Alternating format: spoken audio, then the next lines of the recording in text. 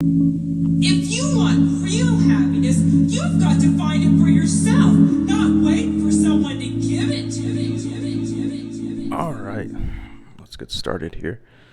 Um, I just bought a new house. It might sound kind of echoey in here because there's not much furniture. But my name is Ricky. I go by Ricky Cinema on one of my channels.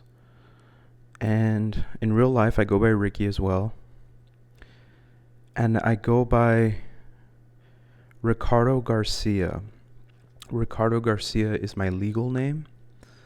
And it's fun. It's interesting because technically that's not my Ricky Garcia Jr. because my dad's name is Ricardo Garcia as well.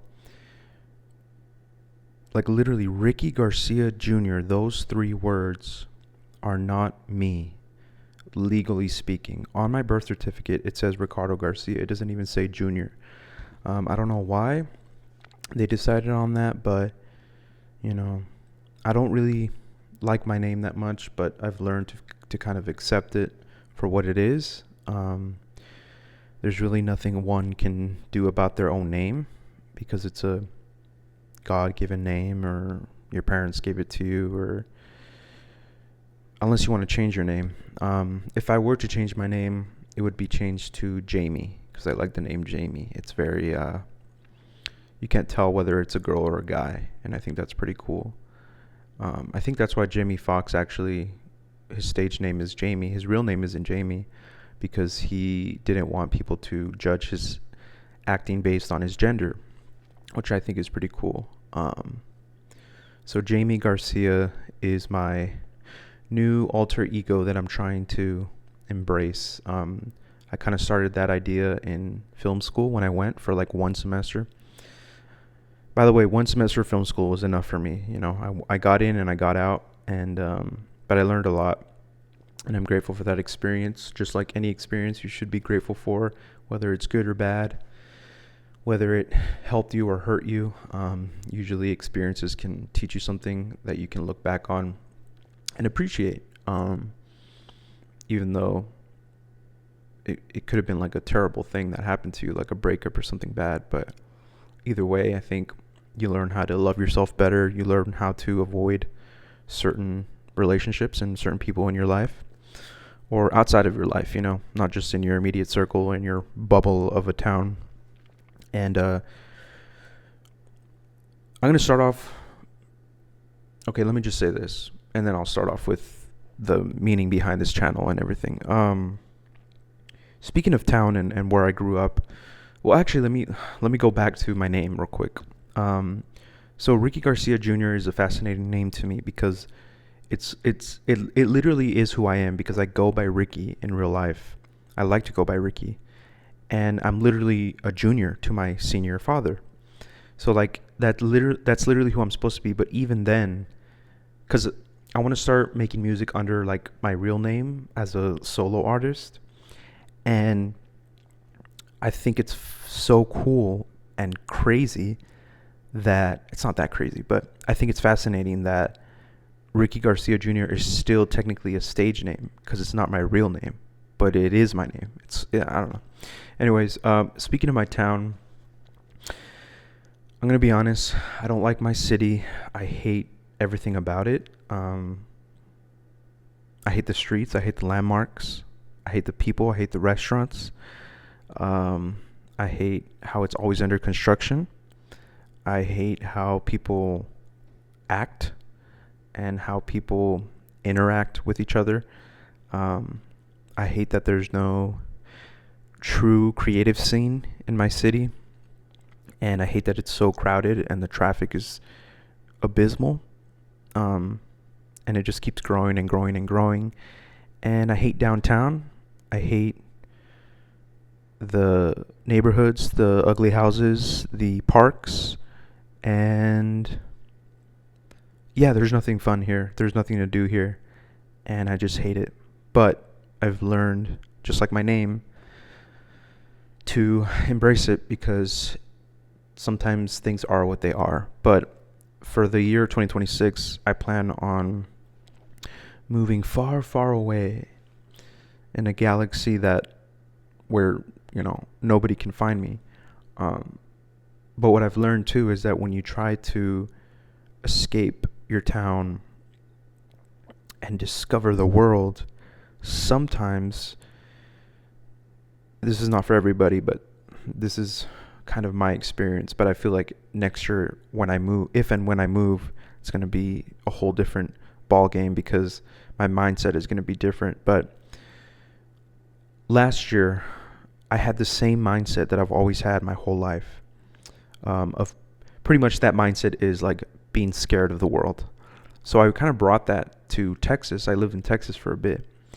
And I realized that no matter what my surroundings are, no matter how pretty it is, because Texas, there's parts of it that are actually really nice, like and green and stuff. So I remember thinking like, oh man, it's it's my fault, It's my problem in here. I need to change the way I think about things. Therefore, no matter where I am, even in my own city, that which I hate and I think is ugly, it has some charm to it. Don't get me wrong, but you can still thrive and you can still feel kind of alive and you can still grow as a person. Because I feel like as you grow as a person, things start to kind of look different. Things start to look prettier. People start to, even though people aren't getting any nicer nowadays, but you know what I mean? Like people start to seem different. There's a different vibe there. So, that's enough about my city. Weird becomes popular. The origin of the channel, the origin name. Who doesn't like a good origin story? Pretty much, my friend and I, my very good friend, his name's Angel. We were at Waffle House, and he was talking to somebody about, like, I overheard this conversation, and he was like telling somebody that he's like, if you think about it, almost everything that's popular right now at one point was kind of rejected or not seen as cool. But over time, almost everything that starts off as weird or out of place kind of finds its place, and becomes this popular thing. So that's where the name comes from. And what I've noticed about my friend Angel is that not only is he the nicest guy in the world, and he's always there to, help a brother out with whatever. And he's like the only person that I like in my city, literally. Because he's like everything that the city isn't, if that makes sense. And I just have a thing for creative people, creative spirits. But one thing that I've noticed is that, and this might come off as obvious, right? Or maybe not. Maybe you'll learn something new today. But if you really think about it, analyze your city or analyze your friends or the people that you interact with, and analyze the world. If you don't have friends in real life, look at people online or whatever. And you can easily see that a lot of people who are extremely funny are actually extremely intelligent. And they have a self-awareness that not many non-funny people have. Because what I've noticed is that a lot of non-funny people, it's kind of subjective. It's kind of like art, right? Comedy is art. Art is subjective. But I've noticed that a lot of people who aren't that funny, what they'll do is they'll just regurgitate, trends on TikTok, or repeat stuff that's just popular in the moment. They can't really come up with their own original funny ideas. But funny people who are intelligent, have a way of analyzing the world and seeing things beyond what they are. And that takes a lot of emotional, strategical, mental gymnastics, and just overall a certain level of intelligence that I think is overlooked sometimes about funny people. Funny people aren't just these dancing monkeys or jesters that are there to please you. I mean, they do please you, and they please you good, right? They make you laugh really hard. But if you really think about what they're doing, there's a science to it. There's an art to it. So I thought that was interesting. I definitely think my friend Angel is intelligent and funny. He's a funny dude. And today I was thinking about, music, obviously, because I'm a musician and I write music. I write songs. And I was listening to a Sunday's CD. like in real life, the physical seat, compact disc. And I remember back then I would listen to like Switchfoot on a portable CD player and a whole bunch of other like Christian rock bands. And the reason why I think music is better on CDs, and I think I'm going to go into 2026 with that mindset a little bit. Not really. I'm still going to listen to Spotify, of course, and YouTube and whatever, because there's a lot of ways that you can discover new artists that way. But I'm talking about like OG artists, right? OG artists that have been established for years, decades at this point. And, all of our favorite artists are old or getting old or whatever. At least my generation, right? My late Gen Z, early millennial generation, because I was born 1996. So like, the thing about CDs that I think is very important that is non-existent nowadays is that when you would listen to CDs, and I'm pretty sure people who were in the vinyl era feel the same way, but with vinyl, when you listen to a CD front to back without stopping, there's a certain attention span and attention to detail that exists with between the listener and the artist, the audience and the person who made the music, where it literally, I was going to say denies, that doesn't make sense. It literally cries out to, it demands, there it is.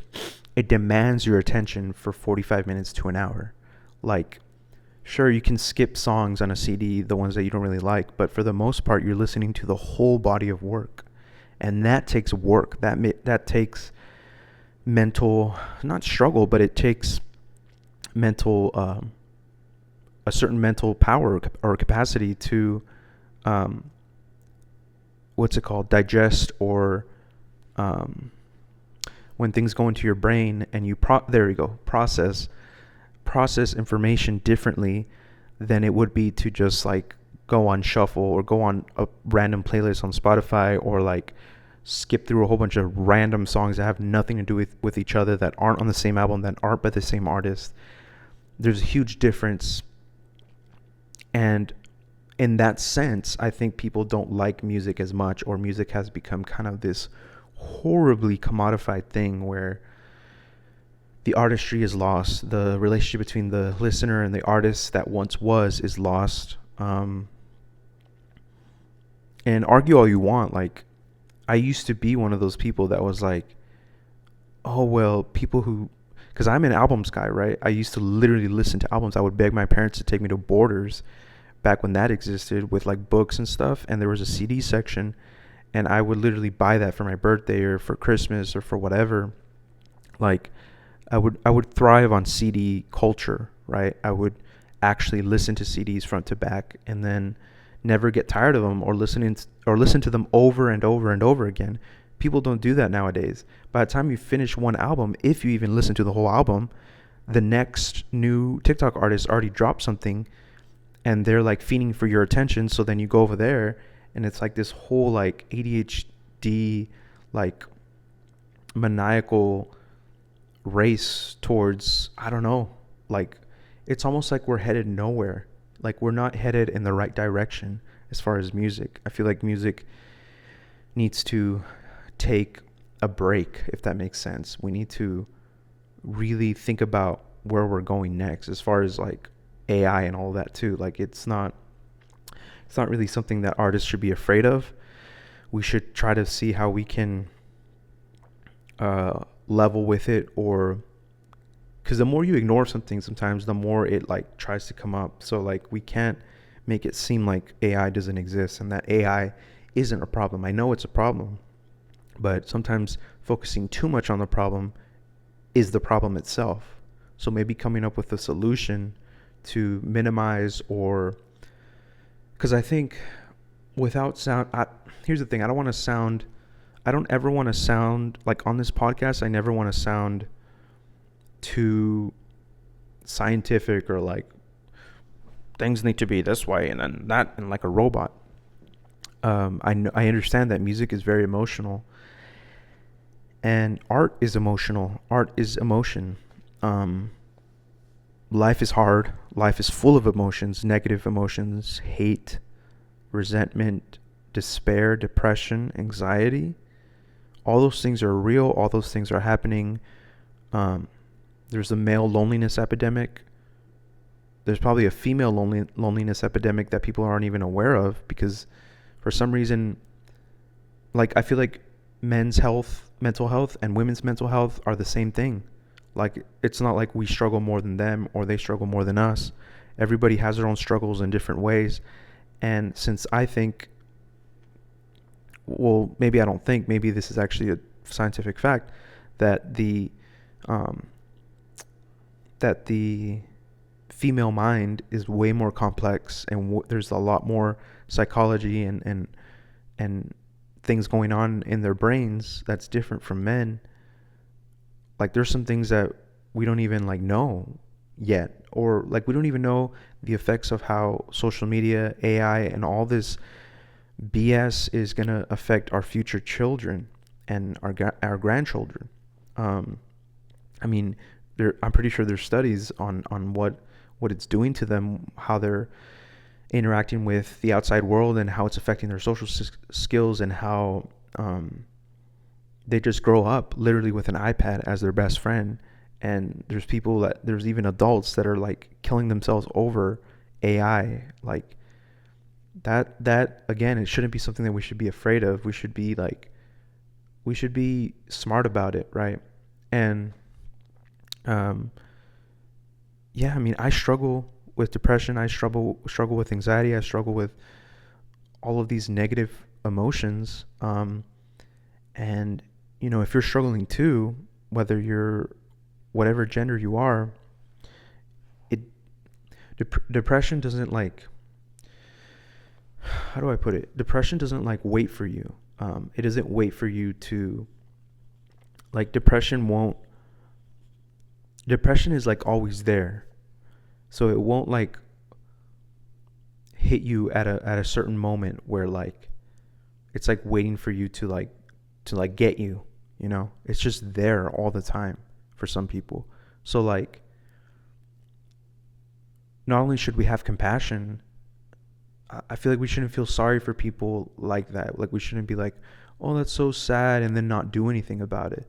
It's like, sure, compassion is important, but then what are the steps that you and I, or that person, how are you going to help that person that's going through something like that, who's like truly struggling with their mental health? How are you going to help them? If you can't help them, lead them in the right direction. Never bash people for their mental health, whether they're a YouTuber, an artist, a musician, an influencer, someone who's famous. People are struggling, but they don't want to show that. They don't want to show the ugly parts of that on social media. So they'll do anything in their power to seem okay. That's why you have all these crash outs. That's why you have all these burnouts. That's why you have all of these scandals or controversies and cancellations, because people don't realize that people who are in front of the camera are just as broken, abused,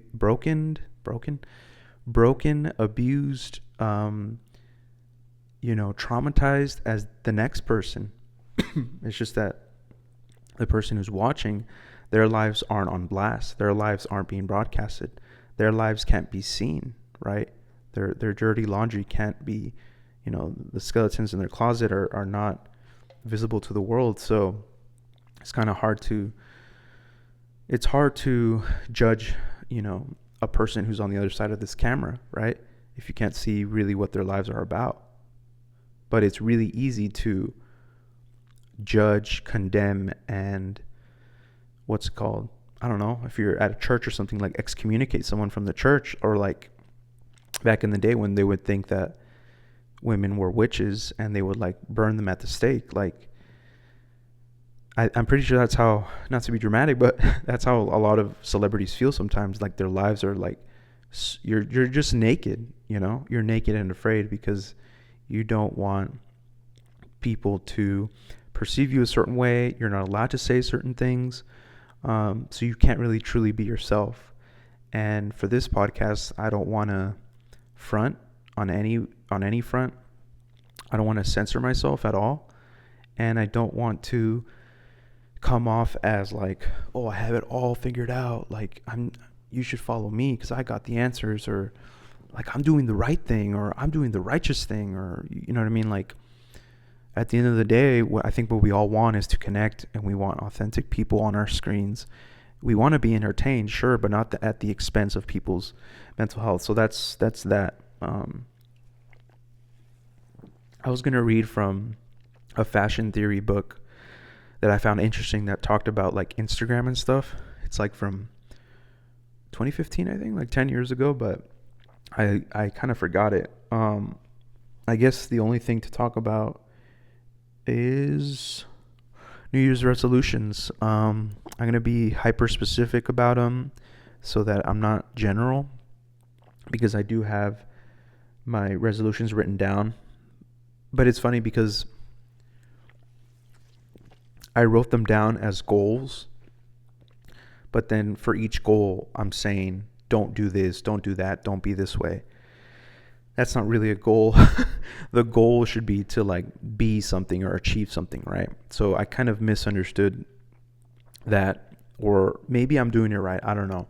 That's the other thing too, is like New Year's resolutions don't have to be this grand thing, and they also don't have to be this like thing.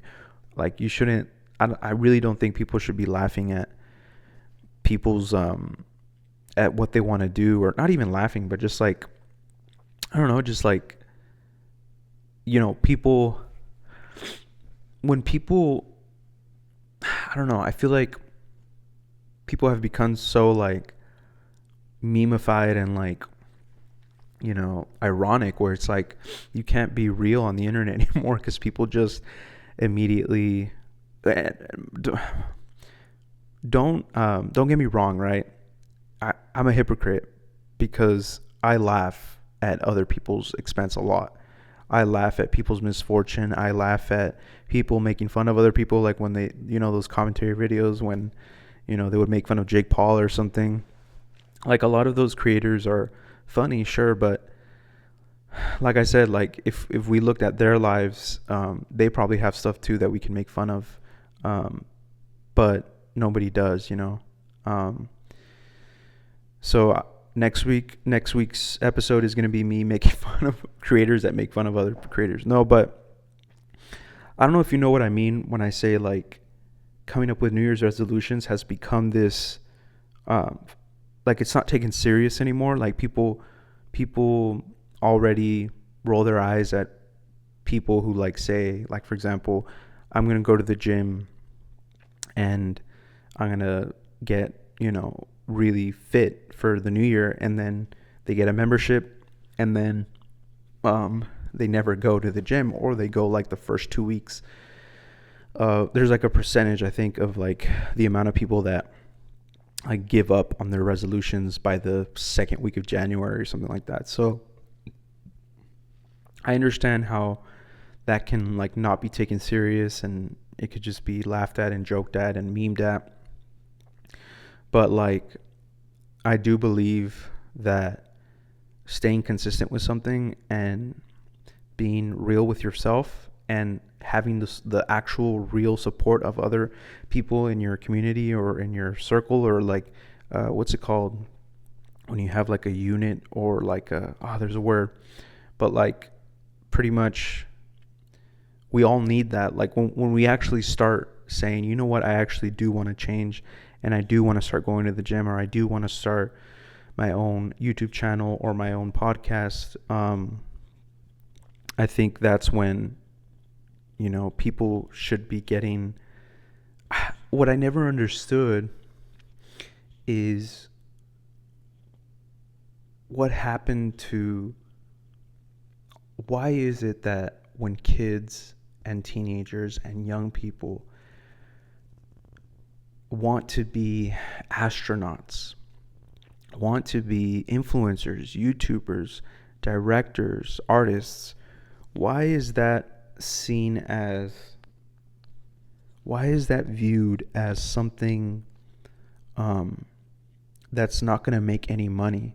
Since when did life become like, I know the answer to this. I'm not really seeking an answer to this question that I'm proposing, but I'm more so seeking a solution to it, to this problem of always thinking about money and grinding. And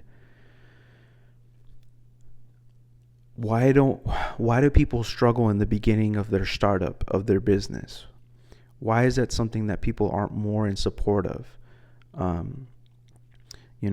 Why it's like this weird slave, not to sound crazy, but like it's like this slave mentality of like, I'm going to slave away for a number of years of just working, barely getting any promotions, barely getting any recognition.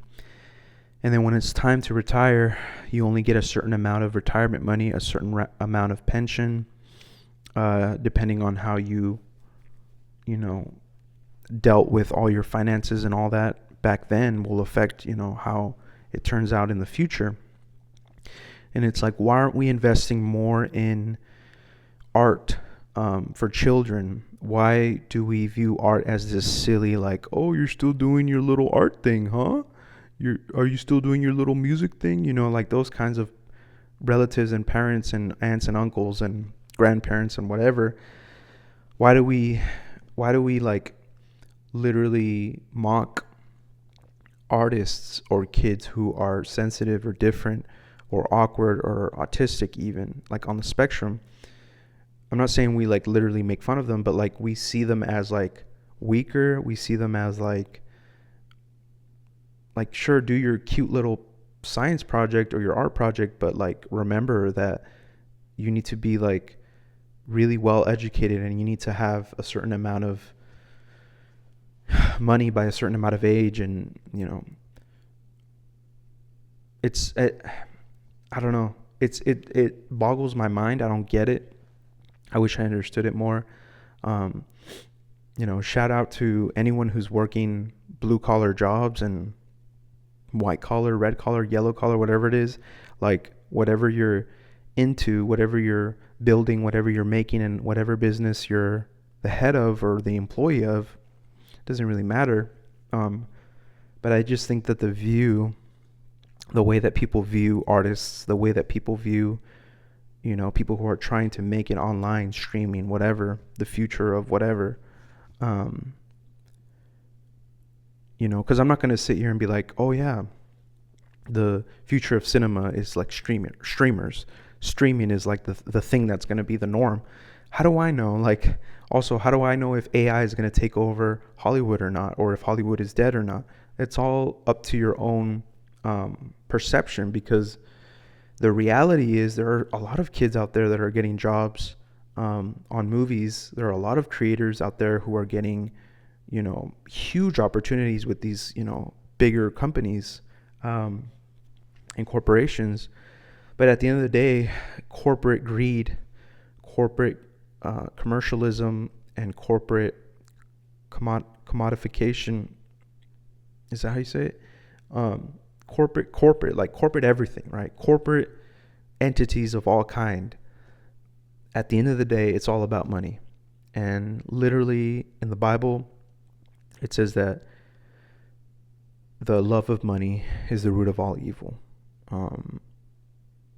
So I hope that I don't make millions of dollars next year, because I feel like I'm going to be corrupt, and I'm going to just be a bad person. I'm going to turn into a bad apple, and I'm just going to do things for money, and I'm going to exploit people, and just like